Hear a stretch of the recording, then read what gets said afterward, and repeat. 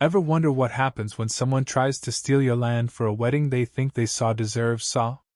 Let me tell you about the time I was fixing a fence on my farm, minding my own business, when a woman in high heels and a clipboard came stomping through my wheat field like she owned it. I'm Tom, by the way, and this is my family's land 3 generations deep, no HOA, no nonsense.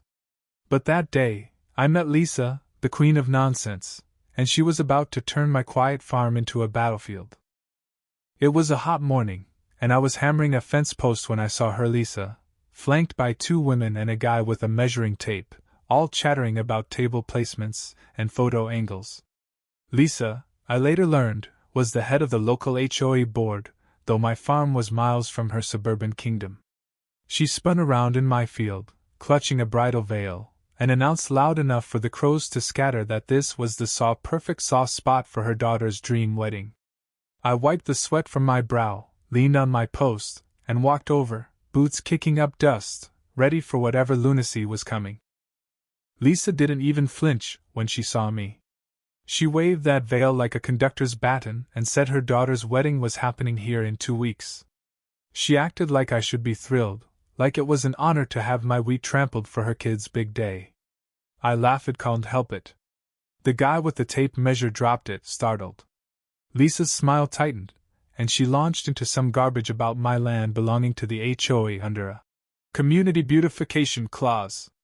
I asked what clause she was talking about.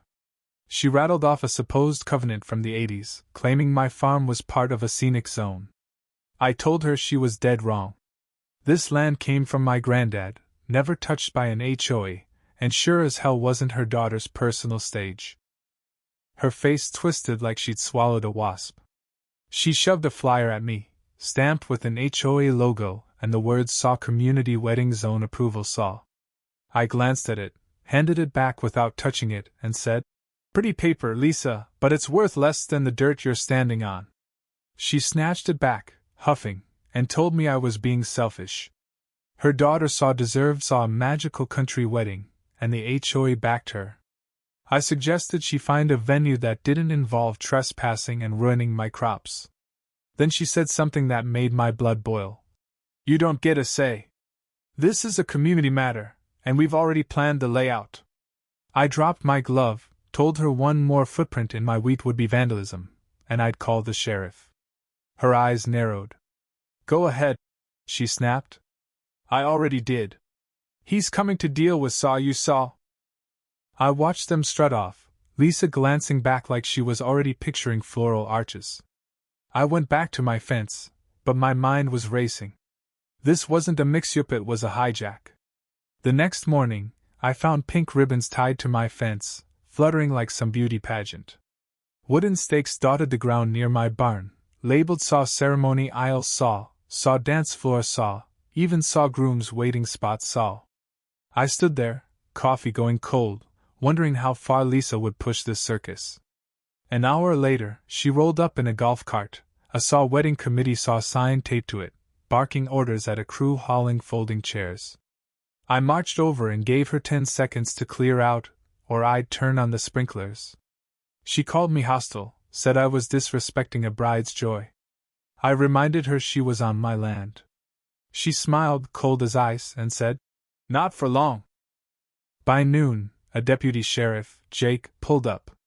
He's a fair guy, looked uncomfortable as he explained Lisa's complaint that I was blocking a community-approved event. I showed him my deed, my fence maps, everything. He sighed, said my documents were clear, my land wasn't HOA territory. He left, warning me Lisa wouldn't quit. That afternoon, I yanked out her ribbons and tossed the stakes by the barn. That night, I installed cameras, one at the gate, one at the backfield. I didn't trust her. Sure enough, just before dawn, my cameras caught a truck sneaking near the fence, backing off fast when headlights flashed. I called my cousin Dan, a land use lawyer. He'd seen HOA overreach before and said Lisa was in for a rude awakening. "She's stomping on boundaries and calling it progress," I told him. He laughed. "Let's teach her about rural lines." That afternoon, I saw Lisa at the edge of my field, staring at the wheat like it was her stolen stage. I didn't wave. She didn't speak. But I knew the storm was just brewing. 2 days later, I came back from the feed store, truck loaded with hay, and spotted cars parked along my property line: a floral van, 2 out-of-state sedans, and a bright yellow SUV that screamed Lisa. Behind my barn, her crew was back, unloading a wedding arch, sticking signs in the dirt that read "Saw Future Ceremony Site Saw." Lisa stood in the middle, glittery "Saw Mother of the Bride Saw" shirt sparkling, directing like a Hollywood boss. When she saw me, she smirked and called me by name. "No harm in a little VY planning, right, Tom?" I told her it wasn't planning, it was trespassing. She shrugged. "Possession's 9/10 of the law." I said she'd be 10/10 arrested if she didn't leave. She laughed, while VYing her clipboard, claiming HOA approval. I told her to show me a deed with her name or get out. Her smile vanished. She called me selfish, said I was ruining a young couple's moment. I shot back. "No moment gives you the right to break the law." She threw her clipboard down, stormed to her SUV, and the crew scrambled to follow. I stayed until the last car left, cameras rolling. The next day, a neighbor told me Lisa posted in the HOA group, calling me an uncooperative old man, sabotaging a wedding of local significance. She included zoomed-in photos of my field, hiding the fences. I didn't care what her clique thought, but I saved the screenshots and sent them to Dan. He called, chuckling, "She's digging her own grave." That night, I added more cameras and swapped my irrigation timer for a manual one just in case. Morning brought a new shock. Dozens of plastic chairs scattered across my east field, a carpet rolled out like an aisle, and a box of centerpieces by my tractor shed. Someone had snuck in at night. I called Jake. He showed up, coffee half drunk, shaking his head at the sight. I showed him camera footage of Lisa's SUV creeping through my gate at 2 a.m., her crew trailing. He took photos, filed a report, and said it'd show intent if she kept pushing. "I'll talk to her," he said. I replied, "You already did." Later, 2 women asked to tour the wedding venue. I told them this was private land, not Lisa's community green zone. They left confused. That evening, I caught teenagers at my gate, giggling, filming for a TikTok wedding farm. I shooed them off, but the sinking feeling grew. Lisa wasn't done. She had a plan, and her smug smile said she thought she'd win. The next morning was too quiet. By noon, Jake was back, looking grim. Lisa had filed a county complaint, claiming I was blocking public access with an old zoning map from 30 years ago. I scoffed: public access to my private farm? Jake said the county didn't buy it, but Lisa's noise could sway someone if it got loud enough. I sent Dan the zoning map. An hour later, he called, excited. Lisa's map was fake, based on a failed development plan. I got certified copies from the county, laminated a SAW private property, no HOA SAW sign, and mounted it on my gate. Then I saw them, Lisa and 3 suits with clipboards, while VYing at my field like they were selling it. I marched over with my maps. One guy, Paul, said my land's HOA status was debatable. I spread the certified documents on my truck's tailgate, showing clear boundaries. Lisa argued it was a VY soul buffer zone. I told her to try that in court. She paused, then smirked. "Fine, we'll host it next door. You'll hear every vow, every song." I nodded. "Good luck with the permit." Next door meant Mike's field, an old friend's empty land.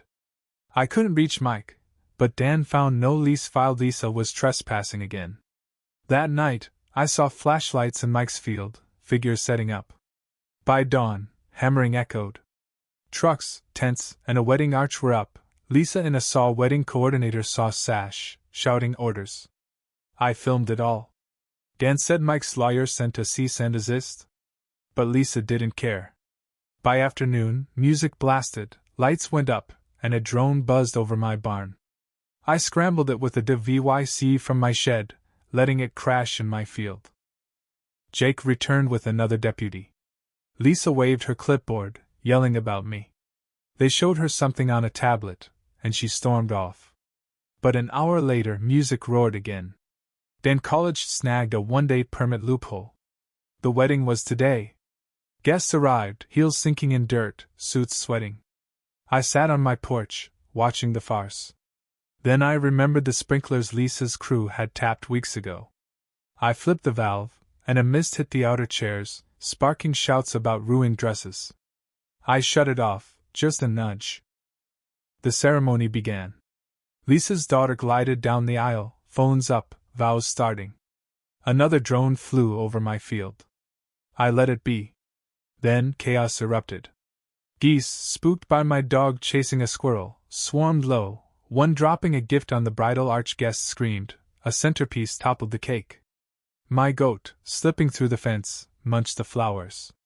Lisa froze as her daughter sobbed, the groom looked buried, and teens filmed, laughing.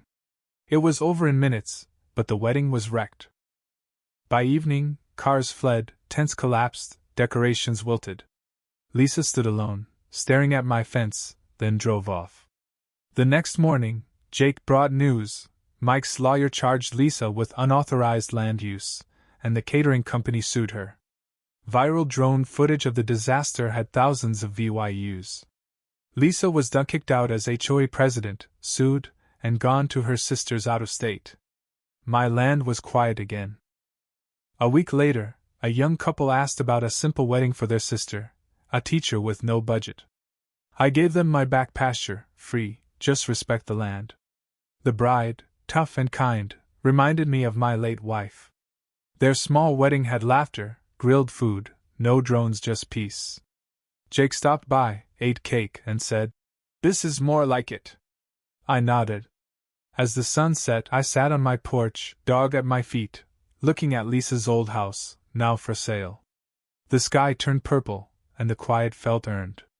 I'd fought for this land and won, not with fists, but with time, truth, and a few well-timed sprinklers. Out here, you only get what you earn, and I'd earned every second of this stillness.